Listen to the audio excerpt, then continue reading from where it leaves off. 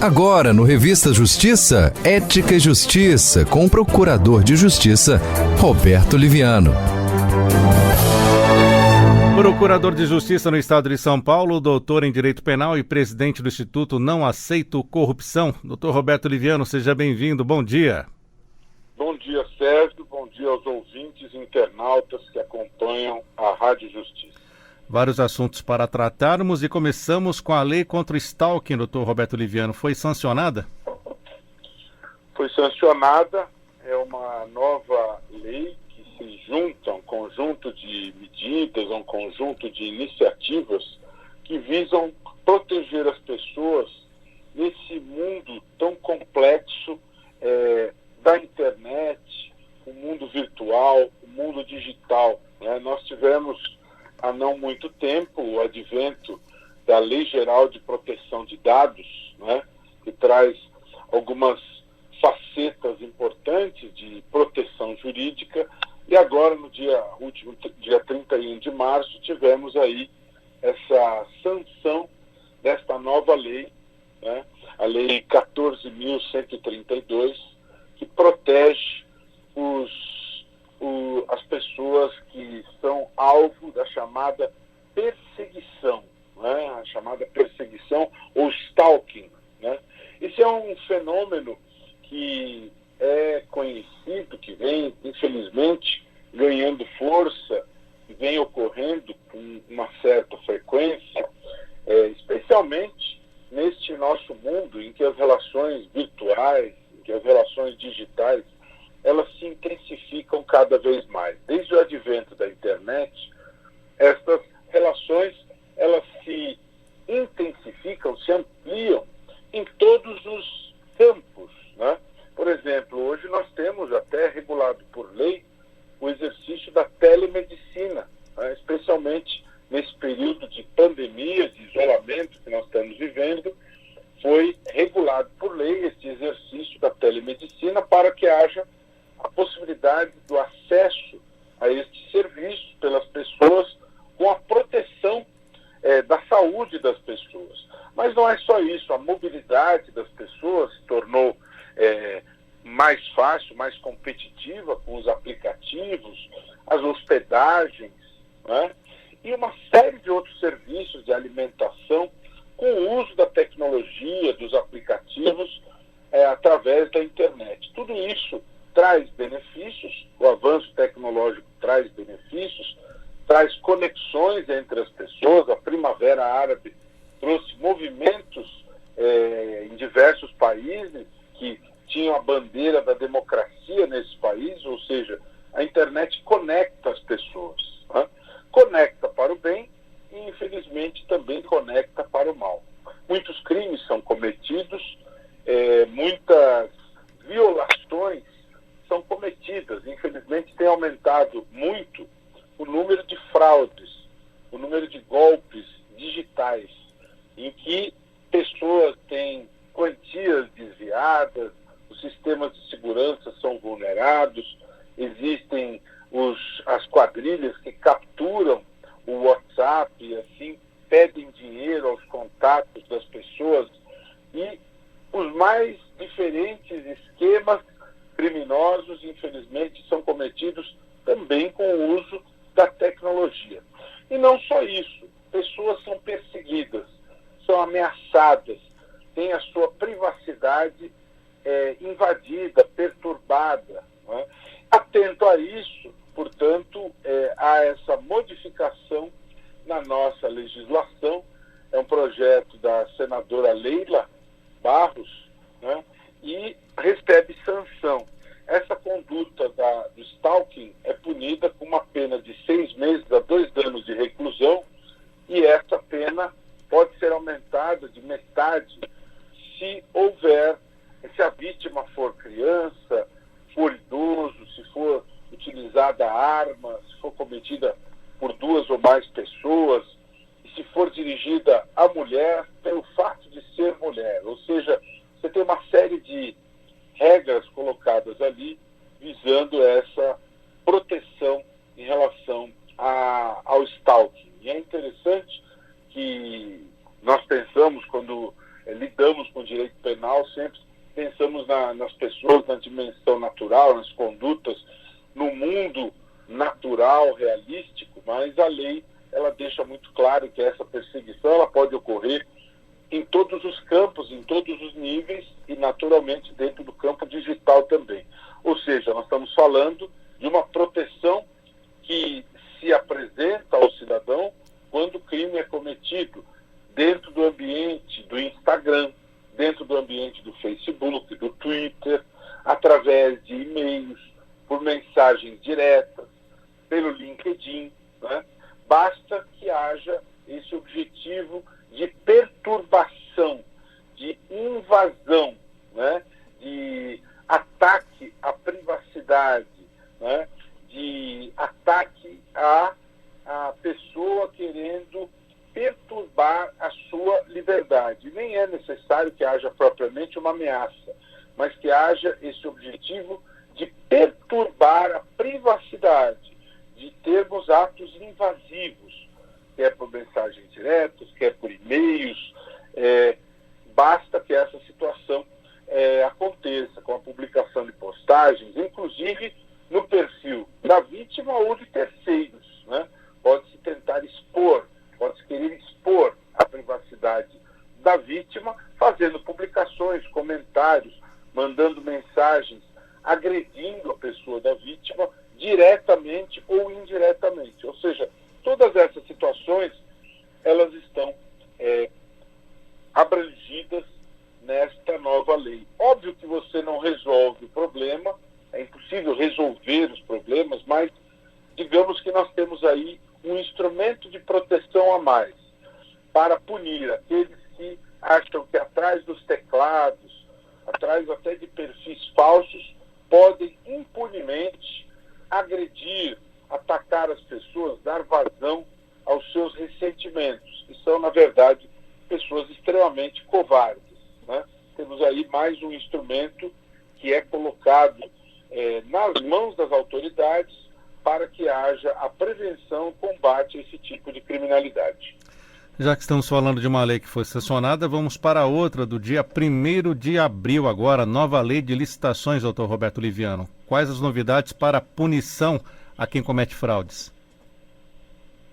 Pois é, nós temos uma lei que era antiga, a Lei 8666 de 93, né?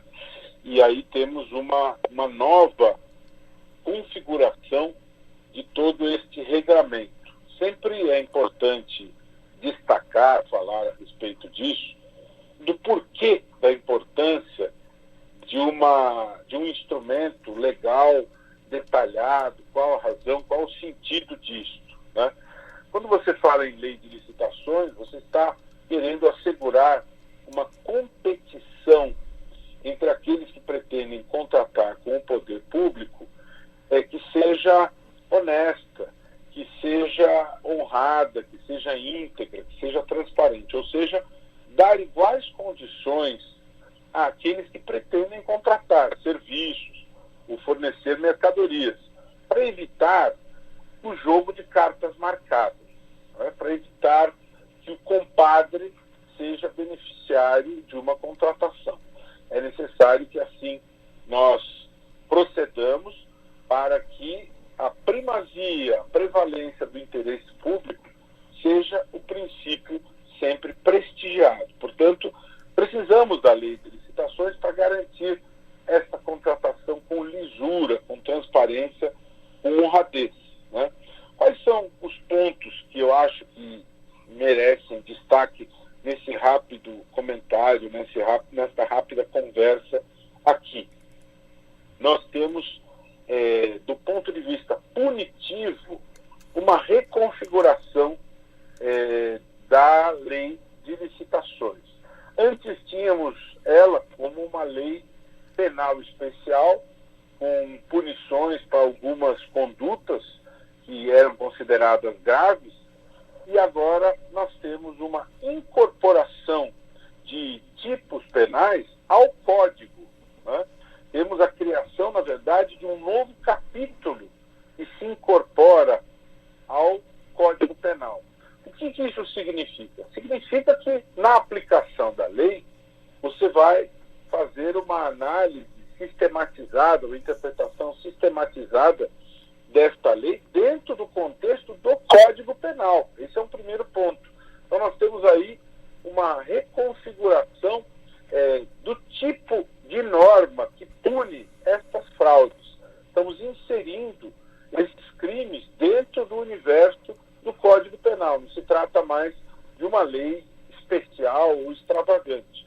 Em segundo lugar, se percebe nitidamente um viés de punição mais rigorosa para essas condutas. Bom, eu gostaria de dizer a quem está nos acompanhando que nos meus quase 29 anos de Ministério Público, poucas vezes eu vi punições baseadas na lei de licitações. Né? Na prática, ela acaba não funcionando. Espera-se que essa nova lei tenha mais efetividade. As penas são mais altas, por exemplo, a fraude à licitação, que antes tinha uma pena praticamente metade, ela passa a ter uma pena de 4 a 8 anos, quando se entrega mercadoria ou serviço diverso do edital.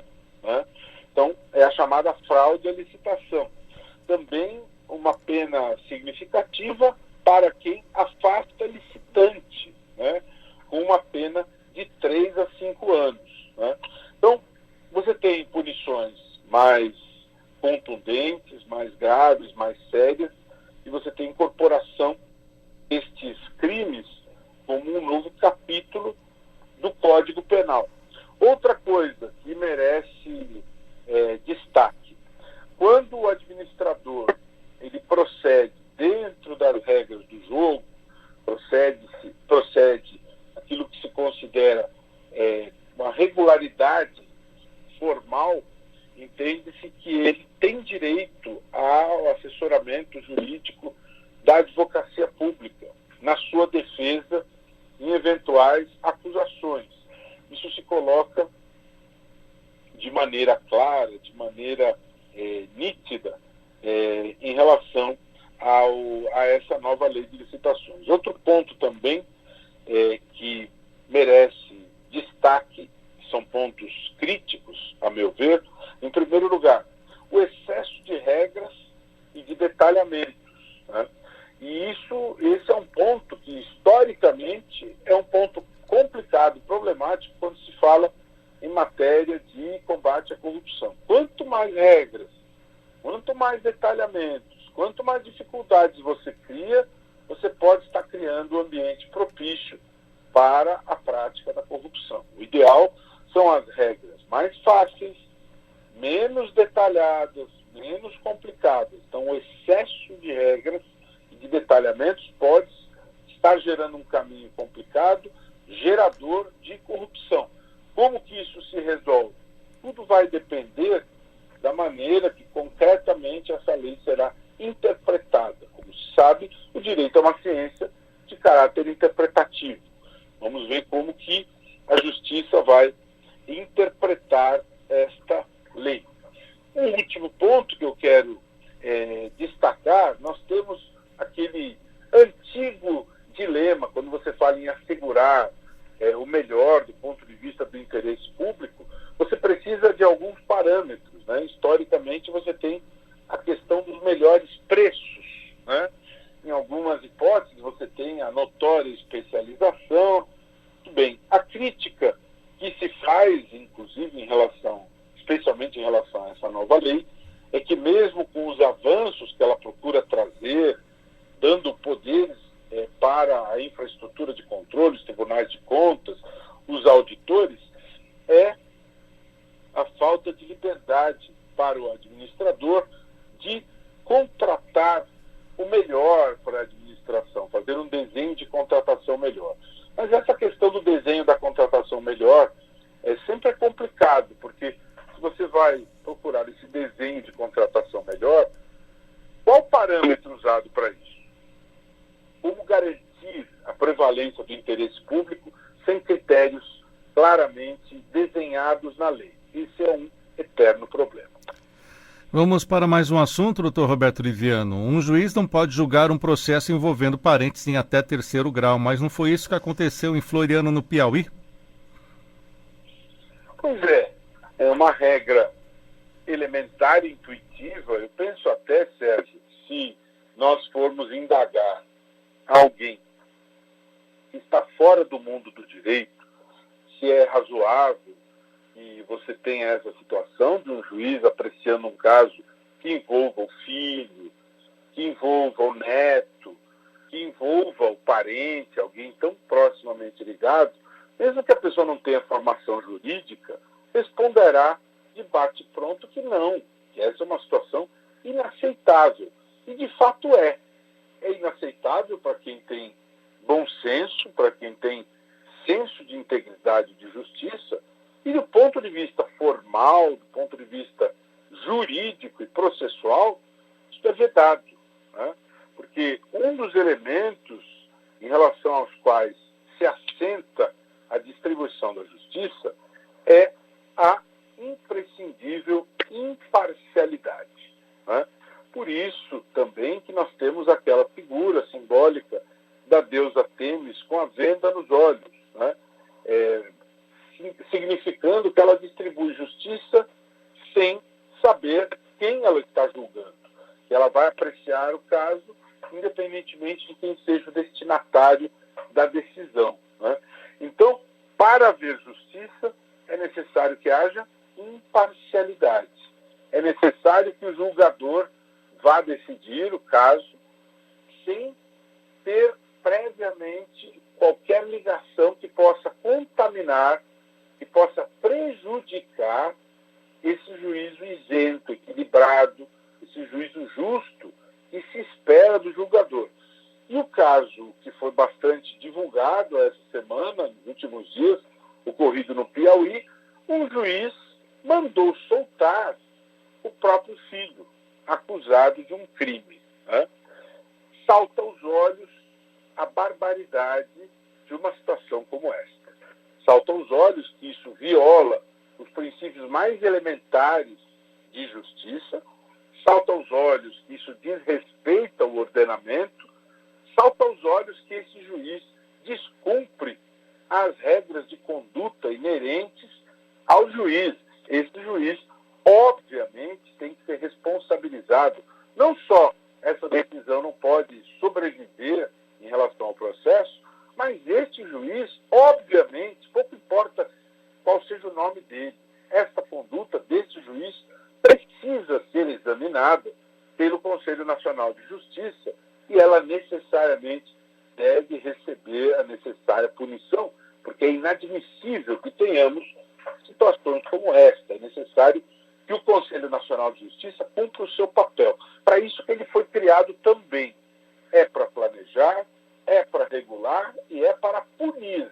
Punir exemplarmente situações como esta, e essa punição deve ser bastante divulgada para que situações como esta sejam evitadas e não mais se repitam.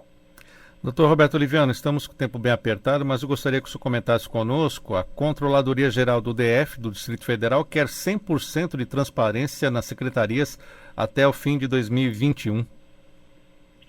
Eu acho que isso é o que todos nós queremos, Sérgio, né? Eu acho que isso é um chamamento importante, positivo. Eu acho que esse deve ser o norte, não só no âmbito desse órgão público, mas de todos, né? Todos os órgãos públicos precisam se pautar por esse objetivo. Sempre vale a pena lembrar que o Brasil ele é membro fundador do Pacto dos Governos Abertos. Em setembro completam-se 10 anos da fundação da OGP, né? Ao lado dos Estados Unidos, da Noruega, da África do Sul. O Brasil é um dos membros fundadores da OGP e, nessa condição, assume responsabilidades perante o mundo de ser referência planetária em matéria de transparência. Assumir essa referência, essa responsabilidade, é fundamental. E não é só ter o título, tem que se fazer valer isso com ações concretas, né? É o dilema de Homem-Aranha, né? Grandes poderes trazem grandes responsabilidades. Então, é necessário que nós façamos valer essa condição em todos os momentos, todas as horas, e a busca da transparência deve ser o norte. E deve ser um norte não só dentro do Poder Executivo, como dentro do Judiciário, como dentro do Legislativo. Ela deve ser uma busca permanente para que nada se tenha a esconder, para que a sociedade possa verificar sempre o que acontece dentro da esfera pública. Este é um ideal a ser atingido, é um objetivo, um norte que deve estar presente na administração pública no Brasil. Que isso saia do papel e fique real, né, doutor Roberto Liviano? Quero agradecer a participação do senhor, procurador de Justiça no Estado de São Paulo, doutor em Direito Penal e presidente do Instituto Não Aceito Corrupção. Doutor Roberto Liviano, hoje tem live no Instagram do senhor? Hoje tem live no Instagram, Roberto Liviano Oficial. Quem não segue, siga. Será um prazer ter vocês todos e todas lá. E hoje é uma live super especial. O meu querido amigo, brilhante professor, filósofo, intelectual, Luiz Felipe Pondé, a partir das 17 horas, nós vamos conversar sobre um tema bastante complexo, bastante delicado. É uma pergunta: somos todos corruptos? Hoje, 17 horas,